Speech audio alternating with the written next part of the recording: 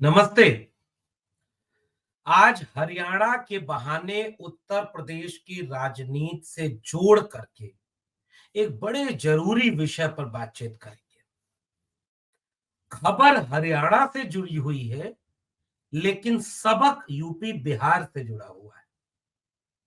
हरियाणा में पिछले दिनों चुनाव के बाद जो परिस्थितियां बनी थीं, उनमें बीजेपी की सरकार थी और बीजेपी की तरफ से मनोहर लाल खट्टर मुख्यमंत्री थे और जेजेपी की तरफ से जो दीपेंद्र थे चौटाला, उनकी तरफ से एक तालमेल बना हुआ था इस सरकार के साथ। तो उसके बाद जेजेपी के लोगों का समर्थन हट गया। जननायक जनता पार्टी और जननायक जनता पार्टी की तरफ से यह समर्थन वापस करके मुख्यमंत्री का चेहरा बदल करके नायब सिंह सैनी मनोहर लाल खट्टर की जगह नए मुख्यमंत्री की शपथ लेते हैं। कुरुक्षेत्र के सांसद हैं और 19 के लोकसभा चुनाव के पहले विधायक भी रहे। अंबाला से 14 में नारायणगढ़ सीट से जीते भी थे और मनोहर खट्टर के बहुत करीबी रहे। दुष्यंत चौटाला जो जेजेपी जननायक, ये पूरा पार्टी जननायक जनता पार्टी, दुष्यंत चौटाला, इनकी पार्टी के साथ बीजेपी का अलायंस। बीजेपी के पास 41 विधायक, कांग्रेस के खाते में 30 विधायक, जेजेपी के खाते में 10 विधायक और कुछ निर्दलीय लोग। और पृष्ठभूमि इस कहानी की ये बनती है कि जब चुनाव परिणाम हरियाणा विधानसभा के पिछली बार आए थे, उसके बाद जो सीटों का पूरा गुणा गणित सामने आया, वो ये दर्शा रहा था कि पूर्ण बहुमत किसी के पास नहीं है, जो कि 46 होती है, 90 में 46। जेजेपी मूलतः सोशलिस्ट धड़े की एक पार्टी रही, उससे निकले हुए लोग हैं।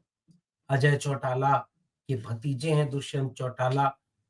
उन्होंने उनसे पार्टी इंडियन नेशनल लोक दल इनेलो को तोड़ करके जेजेपी बनाई थी पिछले चुनाव के पहले।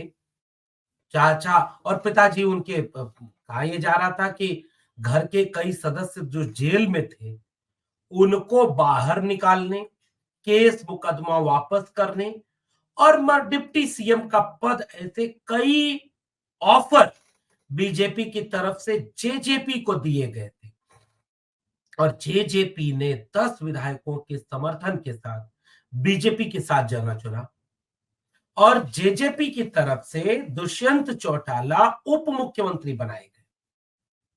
तो लंबे समय तक मंत्री रहे, उप मुख्यमंत्री रहे, घर के परिवार के कई लोगों को जेल वेल से शायद बाहर निकाला, ऐसा लोग कहते थे और उसका लाभ भी लिया।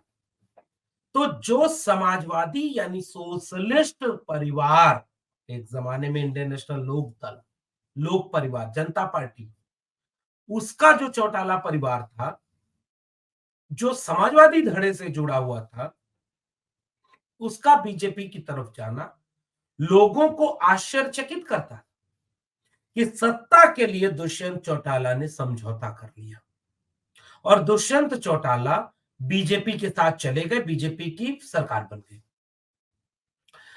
बहुत लाभ हुआ, लेकिन अब जब और लाभ लेने की बारी आई, तो उस लाभ लेने के समय एक पेच फंसा। और पेच क्या फंसा, इसे जरा आज समझने की कोशिश करेंगे। पेच ये फंसा कि जेजेपी की तरफ से भी सीटें मांगी जा रही लोकसभा चुनाव में कि हमें भी और सीटें चाहिए, हमें भी थोड़ा और टिकट चाहिए ताकि हम चुनाव लड़के जीत सके। बीजेपी को ये लगने लगा था कि अब जेजेपी की कोई क्षमता ताकत बची नहीं है, इसलिए उचित समय देखकर उन्होंने जेजेपी को ठिकाने लगा दिया। जी हाँ, ठिकाने लगाना। और ठिकाने लगाने के समय गठबंधन तोड़ा और उस गठबंधन से जेजेपी बाहर हुई। नए मुख्यमंत्री के रूप में नवाब नायब सिंह सैनी ओबीसी के मंत्री बने, मुख्यमंत्री। और उसके बाद निर्दलीय विधायकों के समर्थन के साथ साथ जेजेपी के 10 विधायकों में से माना जा रहा है कि 5 विधायक बीजेपी के साथ हैं। तो अपना मंत्री पद भी गया, आगे की बार्गेनिंग कैपेसिटी भी खत्म हुई, सरकार से बेदखल भी हुए, पार्टी भी टूट रही है, बचा नहीं पाए जेजेपी के दुष्यंत चौटाला।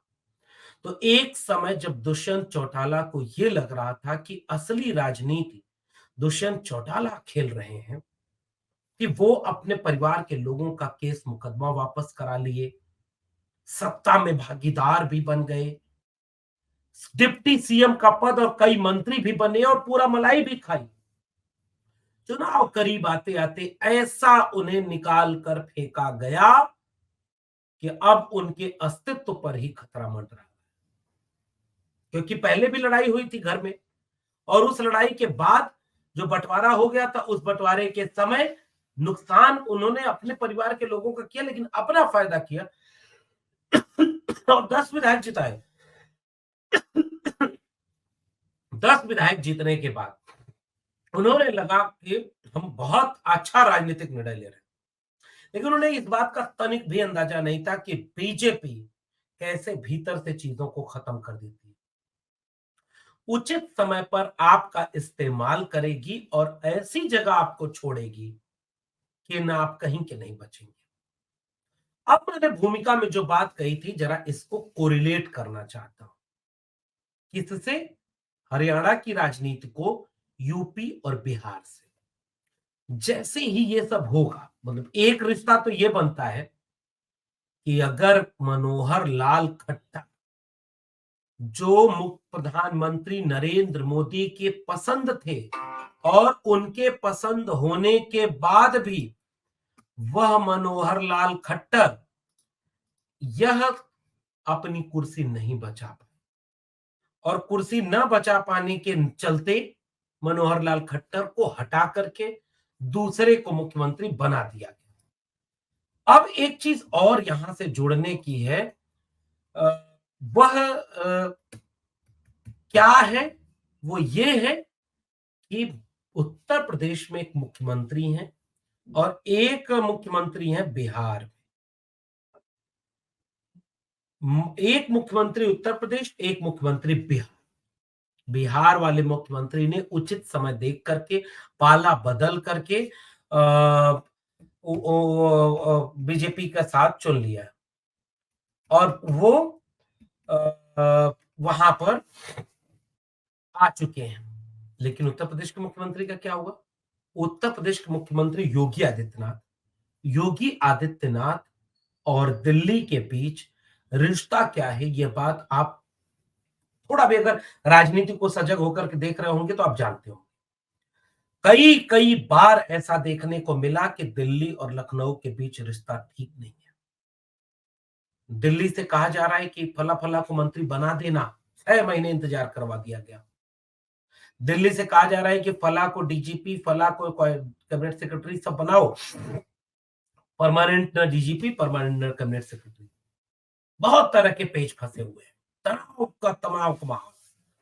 और अकेले उत्तर प्रदेश में मोदी और शाह की राजनीति भारी है, लेकिन योगी आदित्यनाथ की भी पूरी तैयारी है। उन्होंने भी ठाकुर लॉबी को पूरा मजबूत कर दिया, पूरे उत्तर प्रदेश में हर जिले में जितने ताकतवर लोग थे उनको पैसे से, उनको ताकत से मजबूत कर दिया। इसलिए दोनों के बीच लड़ाई लगातार चलती जा रही।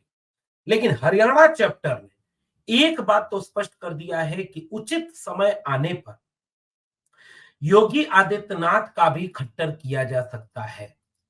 योगी आदित्यनाथ का भी कैसे बदलाव आएगा, क्या चीजें बदलेंगी, इस चीज को लेकर के यह सब कुछ बदलाव की बात करने का एक रास्ता दिखाती है कि खट्टर जब हटाए जा सकते हैं तो क्या होगा।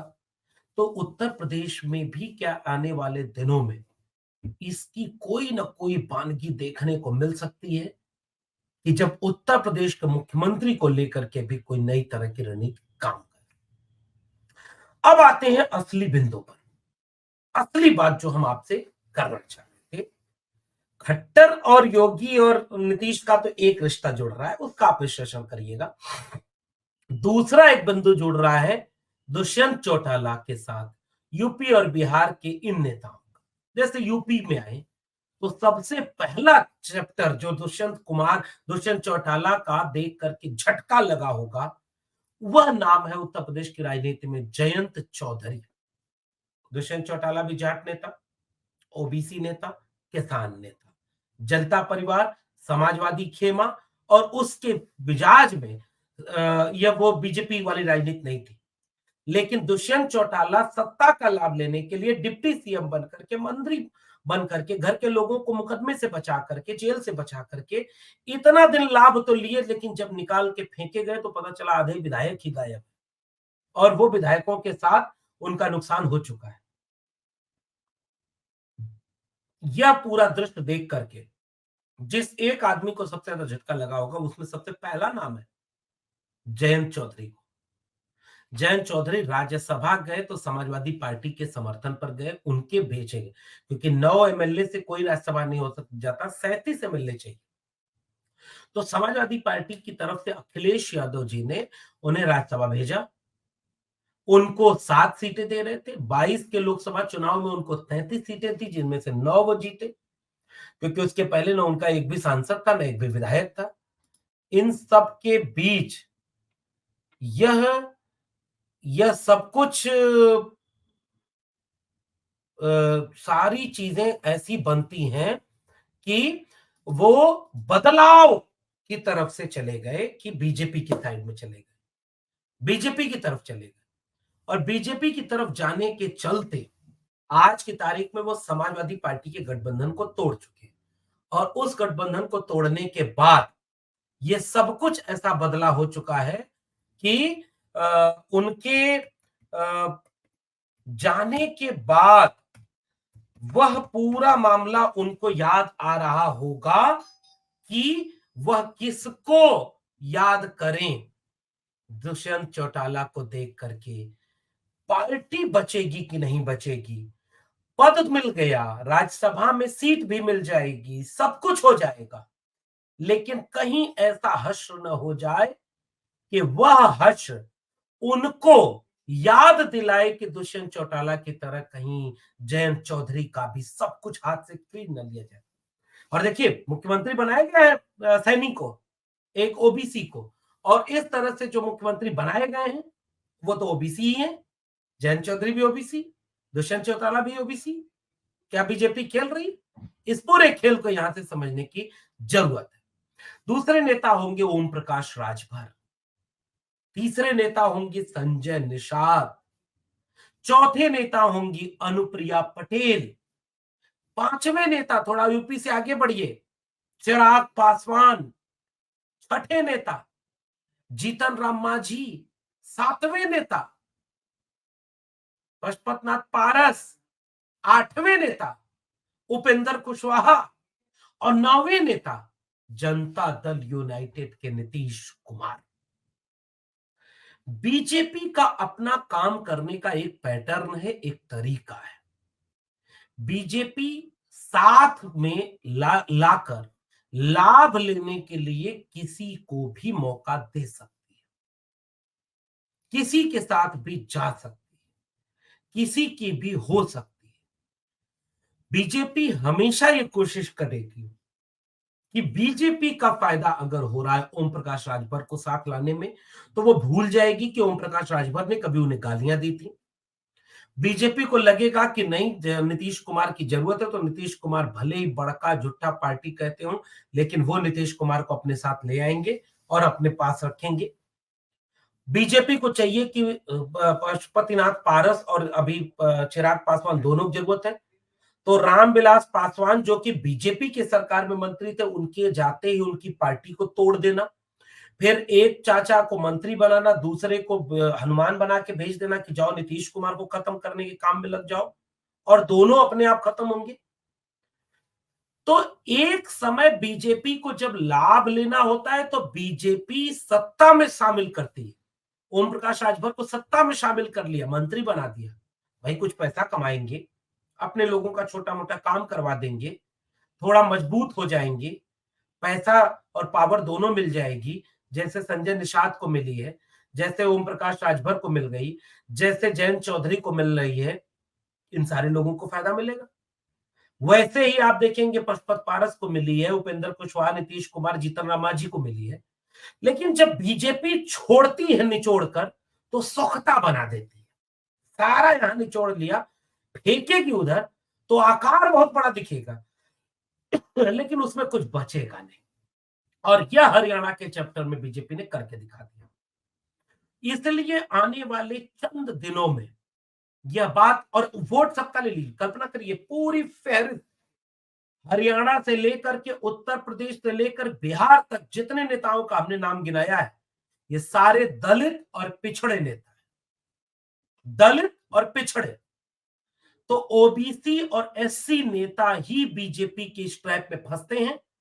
उन्हें मुकदमे से बचना होता है, उन्हें जेल से बचना होता है, उन्हें जल्दी जल्दी कुछ पैसा चाहिए होता है, तो अपने वोट बैंक को बेचते हैं, मंत्री पद पाते हैं, लाभ लेते हैं, छोटा मोटा दो चार काम कराते हैं, अपने अकाउंट में पैसा भरते हैं। लेकिन जब निचोड़ कर फेंके जाते हैं तो न पार्टी बचती है, न अस्तित्व बचता है। फिर उन्हीं की गुलामी करने के लिए मजबूर होना पड़ता है। हरियाणा के चैप्टर से हो सकता है यूपी बिहार के ओबीसी और दलित नेताओं को यह सबक तो मिले कि अगर राजनीति में इस खेल को नहीं समझा गया तो इसका असर कितना खतरनाक हो सकता है। और बीजेपी जब अपने मुख्यमंत्री चेहरों को एक झटके में यहां से उठाकर वहां फेंकने के लिए मजबूत रणनीति बना चुकी है। कल्पना करके देखिए, मध्य प्रदेश का मुख्यमंत्री बदलना हुआ, एक चिट्ठी आई, मामा गए ननिहाल, रोते रहे, कुछ बोल न सके, मुख्यमंत्री मोहन यादव बना के भेज दिए गए। एक ओबीसी को दूसरे ओबीसी से काउंटर। मनोहर लाल खट्टर, गैर जाटों की राजनीति, और गैर जाटों की राजनीति में एक धड़े को ले लिया ओम दुष्यंत चौटाला को, इस्तेमाल करके ऐसा फेंका कि विधायक भी साथ नहीं बचे, अब गठबंधन से बाहर। और वहां पर किसको मुख्यमंत्री बना दिया? सैनी को, ओबीसी को। वही यूपी और बिहार में हुआ है। क्या इससे यूपी और बिहार के नेता सबक लेंगे? और क्या इससे यह नहीं दिखाता कि बीजेपी अंततः कितनी डरी हुई है कि वह अपने सहयोगी दलों को किस तरह से इस्तेमाल कर रही है और उनको किस तरह इस्तेमाल होने दे रही है? इस पूरी बातचीत पर आपका क्या कहना है? नीचे कमेंट बॉक्स में जरूर बताइएगा। फिर मिलेंगे किसी और वीडियो के साथ, तब तक के लिए बहुत बहुत धन्यवाद।